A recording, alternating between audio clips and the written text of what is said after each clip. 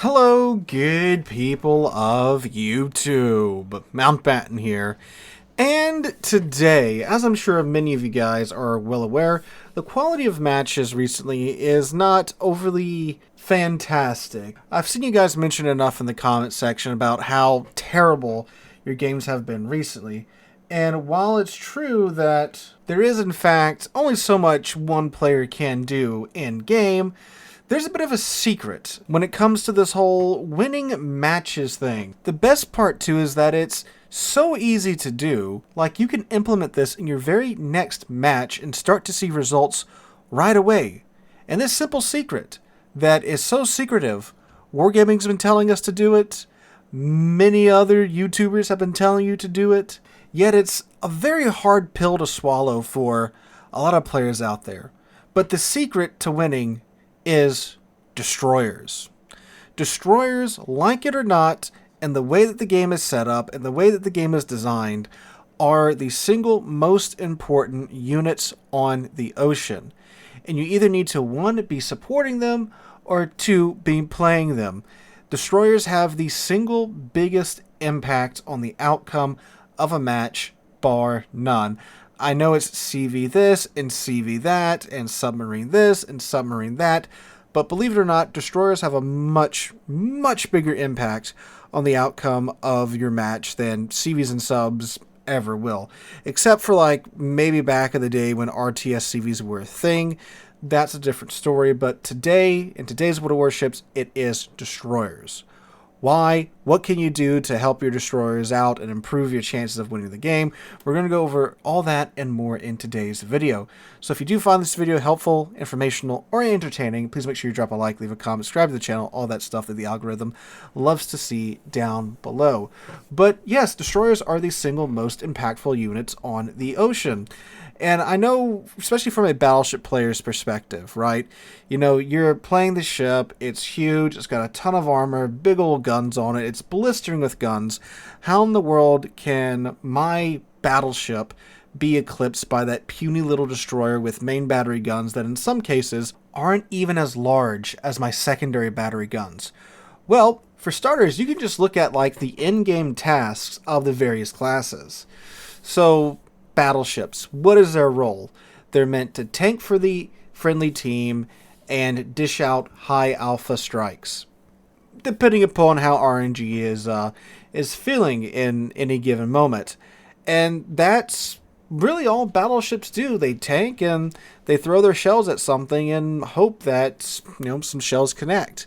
Despite, being the entry point for a lot of players, they don't really have a whole lot to do. Now, of course, tanking for your team is a very important role, and looking for those opportunistic shots for you to deliver, a high alpha strike to either the enemy team's battleship or clap a cruiser out of existence. Yes, those are fairly important roles, but it's not really a whole lot on a battleship player's plate. Cruisers have a little bit more to do. They're more about the consistent DPM. They're more about dishing out damage, and they are the in-between between destroyers and battleships. They can get a little bit closer with their little bit better stealth. In some cases, they still have large guns to deliver pretty good alpha strikes as well. And they're more mobile than battleships, too. They can get from point A to point B a lot faster than battleships. So they have a little bit more on their plate than battleships do. But their main thing is dishing out, a tremendous amount of damage over time. There's also a ton of subclasses of cruisers now. We won't really get into that. But, we have, like, heavy cruisers. We have light cruisers. Then we've got the light cruisers that are really destroyer leaders. We got the heavy cruisers that are really small battleships. We have hybrid cruisers now, and just about everything in between, right? But generally, cruisers are there to provide DPM and support for the destroyers. Now, destroyers, let's take a look at what they have on their plate. Again, battleships and cruisers got 2 or 3 things on their plate each. Destroyers, on the other hand, they are meant to scout for the friendly team, which is so important in World of Warships and in most of Wargaming's products because detection ranges are a thing. And destroyers are the eyes of your team in most cases. Now, yes, CVs can provide spotting too, but of course a lot about that is up in the air right now with the CV rework. But if you think about it, carriers don't really sit there and spot nearly as long as destroyers do. You know, best case scenario, they might drop a fighter while they're flying over your flank, and so for a limited amount of time, you do have spotting from those planes. But a destroyer on your flank is much better than a carrier flying by every few minutes because you have good, consistent spotting with a destroyer being on your flank. So they are the eyes of your team. They let you see the enemy so you can then in turn shoot the enemy. And again, I can't overstate how important that is. But that is what they should do first and foremost. Second, and kind of also first and foremost, they go after the objectives, the caps. Most destroyers are meant to at least go way closer to the cap than, the other classes, cruisers and battleships. Now, of course, you do have some outliers like the Khabarovsk and the Kleber that don't really go near the caps. But again, we're talking broad strokes here, just like with cruisers. So yeah, these are the ships that go into the caps to capture the caps and contest them for their team. And like we saw in, Sunday's replay video, you can, go and sink most of the enemy team, but if you don't have the caps, you don't have the cap control for the majority of the game, there's still a very good chance that you might lose. So, caps, important. Destroyers go in caps. So you should support destroyer. Destroyer cap, win game, right? So on top of that too, they also provide destroyer screens against other destroyers, because one of the single worst things for a destroyer to run into is another destroyer on their same flank, because that keeps them in check. If there's another destroyer there, you can't just run willy-nilly all over the other side and just keep them spotted for all eternity, because there's another destroyer there that you are probably going to bump into, which will then of course get you spotted and probably lead to a very quick death for you. Also, of course, too, destroyers provide area denial via their torpedoes. Torpedoes live rent-free in a lot of battleship players' minds because, well, we don't like eating torpedoes. No one really does like eating torpedoes either way, regardless of class. Of course, destroyers tend to have lots of torpedoes bolted to them, or at least some torpedoes bolted to them, if you're not, the Groningen. But yeah, you can eat your torpedoes at the enemy team. That's, of course, going to make them think twice about pushing up. And of course, if you get into a really good spot and you have a pretty decent torpedo boat, you can do some real damage in a destroyer. Not to mention, too, destroyers, of course, have the best depth charges for dealing with submarines. So that's another thing added on to their plate. So destroyers have all this. I'm sure I'm leaving out like a thing or two here and there, but destroyers have all of this on their plate. So when you're playing the game, you should be doing your damnedest to make sure that your destroyers are supported and survive. Now, how often does that happen in a random battles match? Well, not too often.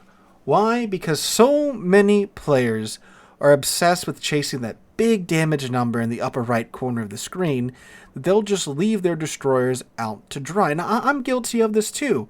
Every now and then I'll have to catch myself and say, wait a second, Sealord, sure, that's a nice battleship you're farming in the background, but the enemy destroyer just popped up, and he's doing very mean things to our destroyer, and we can't have that. So we got to drop what we're doing and support our destroyer. And supporting a destroyer isn't just shooting at the other enemy steedy when they are spotted, which you should absolutely do, but it's also making sure that the other ships that are potentially harming your destroyer or jeopardizing their existence should very much not be doing that. So if you're in a battleship and there is a cruiser that is shooting at your destroyer, you should shoot that cruiser and make him stop shooting your destroyer. Because yes, even though he's not shooting at you right now, and yes, it's a cruiser, doesn't really have that much HP, if you lose your destroyer on that flank, you're not going to be able to spot you're not going to be able to see the enemy's battleships anymore, because guess what? Your destroyer is dead now. There goes your vision. So you need to support that destroyer. If not for the cap, if not for helping him do his mission, simply just make sure you can see what you're shooting at. Because how many times have you gone to a flank, your team collapses, and you're one of the few ships still alive on your flank, but guess what? You can't see jack because your destroyers are dead. It's not that great of a time. I can promise you that. And what you really should be doing is playing destroyers to understand what they go through and understand how important it is for you to support them. If you want to really appreciate what a destroyer does and the importance of them, play them. I have found myself so often playing destroyers going, why the hell isn't my team shooting at this cruiser that I have spotted right now, or this cruiser that's blasting me, that's got me radared? Why aren't they shooting him? He's in the open. It's a cruiser. I've got 3 battleships lined up behind me. Why aren't they shooting him? If they shoot him, I can just run all over this flank, keep these guys spotted, and my team can go wild. But guess what's the teams in the back doing? Yeah, that's right, trying to farm out the enemy battleships on, the other side of the friggin' map versus the cruiser that's ruining my day, or the other destroyer that's ruining my day as well. Yeah, that is beyond infuriating when you are in that situation. Now, don't get me wrong. While yes, supporting your destroyer is oh so important, there are some destroyer players out there that definitely don't help out this cause any. Because just like cruisers and battleship players too, there are destroyer players that are just obsessed with damage. Damage is not everything in this game. You shouldn't really be, chasing down something just to farm it. I mean, sure, if you want to get it out the match, that's fine. But if you're a destroyer, that really shouldn't be your main goal, right? Like, your main goal is to win the match. It's not to farm down damage. You win the match by capping caps, spotting for your team, and being a team player. So that may involve just going for the caps, really just spotting for your team. You might be thinking, well, Sealord, if I do that, I'm not doing anything. I'm not going to make any profit that game. I got to do something. I got to get a little bit of farming in. And don't get me wrong, there's nothing wrong with some late game farming down some lonely battleships, right? There's nothing wrong with that. But your main priority should be winning the match. One of the matches you should be watching the background. I'm in a gearing, and guess what I do for most of the game? I just spot for my team. I don't really get that much damage in. I get like 1 cap, but I stay in front of my team, spotting for them, spotting the enemy ships on the flank, and guess what my team does? We absolutely obliterate this flank because guess what the enemy team doesn't have? A destroyer. Their destroyer went up north. I'm here in the south by myself, so guess what? I can confidently sail in front of my team, knowing that there's no enemy destroyer there, keep them spotted for forever, and my team can just friggin' blow them out the water, because they have all the spotting in the world, and the red team has none. And by the end of the match, I think I only do like 15 or 16,000 damage. Yet I've got like over 200,000 spotting damage done by the time this is all said and done. And guess what? I'm 4th on the team. Well ahead of the majority of the players because I simply did what I was supposed to do as a destroyer. The game rewards you for doing things that help your team win the game.